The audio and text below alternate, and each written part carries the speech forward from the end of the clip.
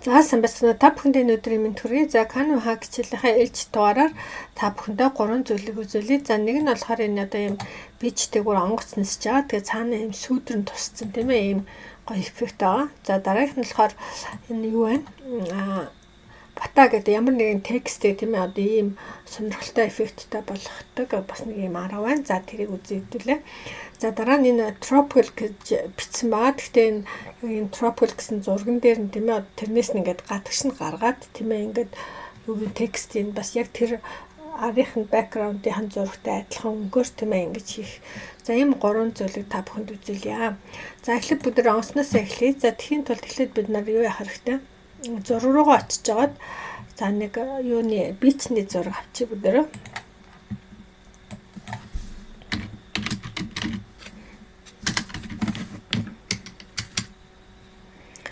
За тэгэхээр онгоц маань ингээд нөгөө нэг юурага ингээд уснаас тийм ээ шууд ингээд хуурай газар руу ингээд нисэж байгаа нэг тийм эффект оруулж байгаа. За тийм болохоор бид нар бас нэг тийм бичний зураг хэрэгтэй болоод байна. За энэ бас зүгээр юм тийм ээ. За энийг хэдүүлээ эргүүлчихье.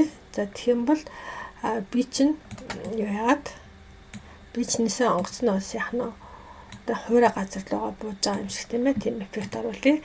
За тэгээ бид нар энэчнээс airplane гээд онгоц гэд бичин. За тэгэнгүүт одоо маш олон онгоцнууд байгаа. За тэгэхээр хэдүүлээ энэ онгоцнуудаас ингээд цааш нисэж байгаа юм шиг тийм ээ, тийм онгоцыг одоо олж оруулах хэрэгтэй байгаа.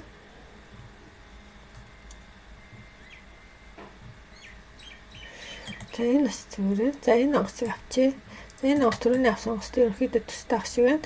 За тэгээ энэ онгоцоо бид нар ингээ хоёр болгоно. За нэг нь болохоор сүүдэр нь гарах хэрэгтэй байгаа. За сүүдэр нь гаргахын тулд edit руугаа орж жоод энэ duo tone гээд за тэгээд юуны энэ custom руугаа орж жоод энэ highlight-ыг бас цагаан юу хар болгочих. За тэгээд shadow нөгөөс хараа үзтээ тийм ээ, хав хар болгочих гэсэн. За тэгээд edit руугаа орж жоод бид нар энэ хар онгоцныхоо бүлэрэд нь хар онгоцоо за нэг нэлээ ингээд бүдишин тийм ээ юм болгож өгнө. За тэгээд дарааных нь transparency-г нь нэлээ ингээд сүүдэр шиг тийм ээ багсуулж өгнө. За ингэж яхна энэ онгоц маань юм одоо яхна сүүдэр нэгж тусч байгаа юм шиг ийм эффект орж ирж байгаа. За тэгээд дээр нь яг одоо бид нар юу ачиж болно? Үүлнүүд оруулчих болно тийм ээ. За cloud гэдэг цагаан үүлнүүд юу нь оруулал бас зөөрөх гэж бодож байна. За энэ ээж болж байна. Энд чинь за шүү. Нэгэ бид нар бас яхна duplicate хийж болно шүү дээ. Энэ ч юм уу тийм ээ. За тэгээ нэг иймэрхүү юу орж байна те. За яг нөгөө юу энэ л нэгэлсэн жоохон цагаан болохоор үйл нь бас нэг сайн мэддэж өгөх байх шиг юм те. Жохон цэнхэр өтөө үлээл авах юм. За нэг иймэрхүү маягаар бол яхна онгоц ингэж бууж байгаа юм шиг энэ сүүдэрлээд энэ гоё эффект байгаа. Надад бас энэ таалагдсан ба. За энэгээр яхна travel хийдэг тийм ээ, янз бүрийн компаниуд иймэрхүү юугаар ингэж гаргаж чад бас яхна юу зармаараа хийж болно шүү дээ. За дараа нь тэр би нэг тэр текст янзлдаг тэр надад бас их таалагдлаа. За би тэгээ бата гэж хиччихэд энэ маань өөрөө за энийг нэг ямар юунд оруулах вэ гэхээр энэ bright side гэсэн нэг тийм юу байна. Фонт байна.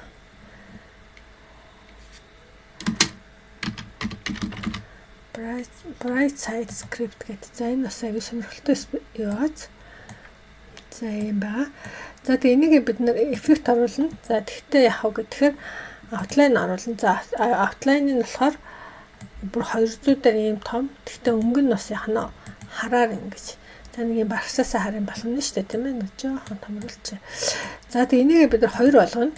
За ингэ хоёрт наатах нь гарч ирж байна тийм үү. За энэ наатахаа болохоор бид нар юуг нь эффектийг орохдоо юу яа энэ юуг нь цагаан болгочихно.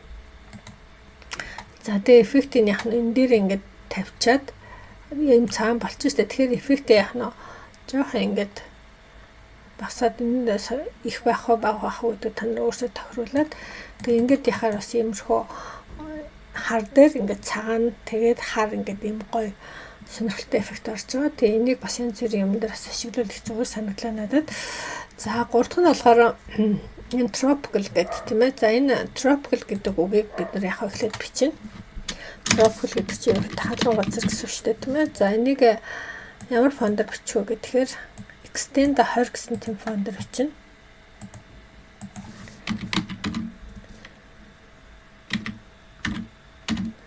Extend 20.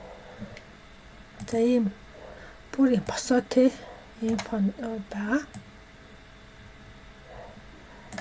За тэгээд энэ маань голын нэгэд олчих тийм ээ.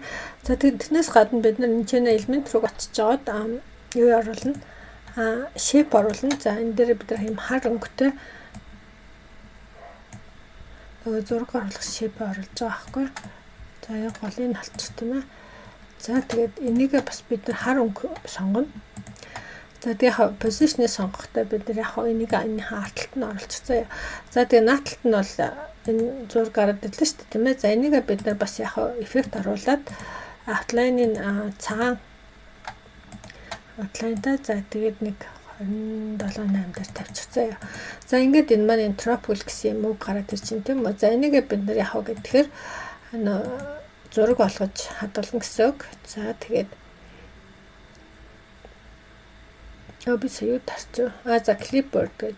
За одоо ингээд энэ маань ингээд зураг болчихно шүү дээ тийм ээ. Ингээд нэг зураг болчихж байгаа байхгүй юу. За тэгээд энэ дээр бид нар яг гэхээр юу вэ?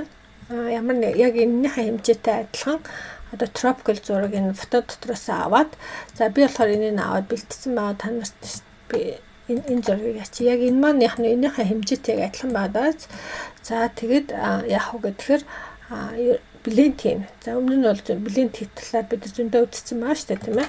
За энэ blend image гэдэг ап руугаа орно. За энэ image аа шүү дээ. За тэгээ энэ нь болохоор яг нь доороо орно. Bottom layer гэдэг тийм ээ. Use this гэдэг. За тэгээд энэ нь болохоор энэ юуных нь top layer дээр нь тавин заяа тэгэнгүүт ийм одоо юу гарч ирж байгаа.